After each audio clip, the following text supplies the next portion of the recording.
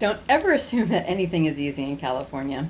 Hello and welcome to Sweet Home California. My name is Jennifer, and we've been blessed that we were able to sell our property in Maryland. We've been living here in California for the last 3 years, and we weren't able to sell until recently. We had tried selling it initially. We had it on the market for like a year, and there were no takers back in 2019.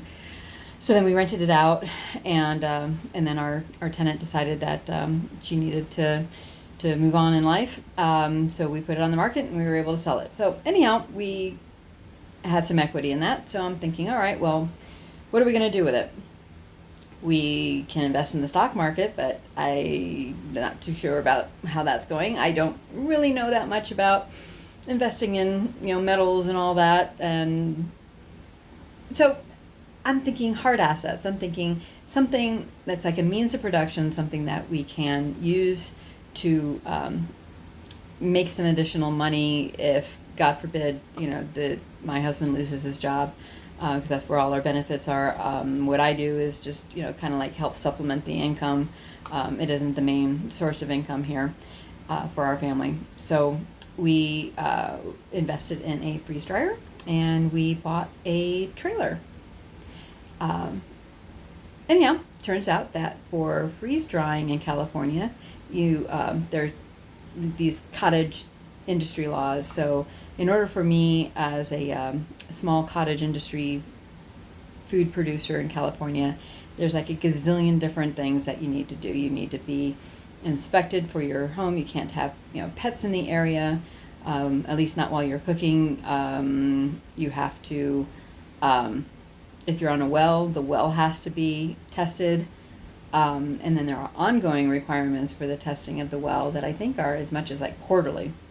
Like, my goodness, I don't know that I'm going to be making that much stuff out of it that it's worth all that extra hassle and expense and everything for doing that. So now I'm looking into, well, what if I rent out the freeze dryer? This freeze dryer is a big investment. And it was something that I got really because we wanted it for ourselves to be able to freeze dry our own food for preparations. But I really using it as a side hustle was just a hoped for, nice to have thing that, hey, make some extra food, make some extra money, right? But no, not easy, not in California.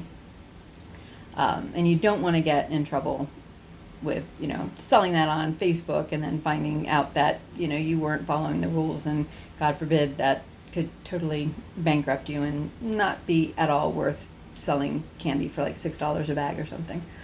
So anyhow, now I'm looking into not touching the food itself at all, just offering my services to rent out the freeze dryer.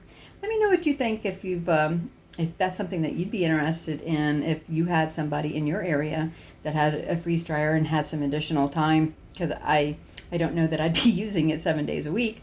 So maybe I could rent out that space for people that they could prepare their own food.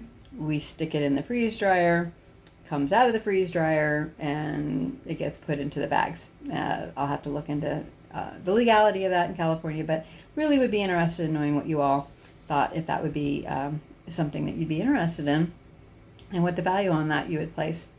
The other thing is the trailer.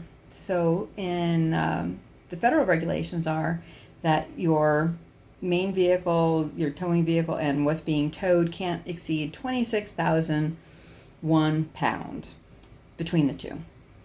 And if you're over that, then you need what's called a commercial driver's license, a CDL, or a Class A license. California, nope, gotta do things the hard way. It's regardless of what your front vehicle may be. If the vehicle that you are towing, if the trailer you're towing is over 10,000 pounds, 10,000 or above, then you need a CDL. Okay, all right, well, they must have some provision for something that isn't a semi-truck, right?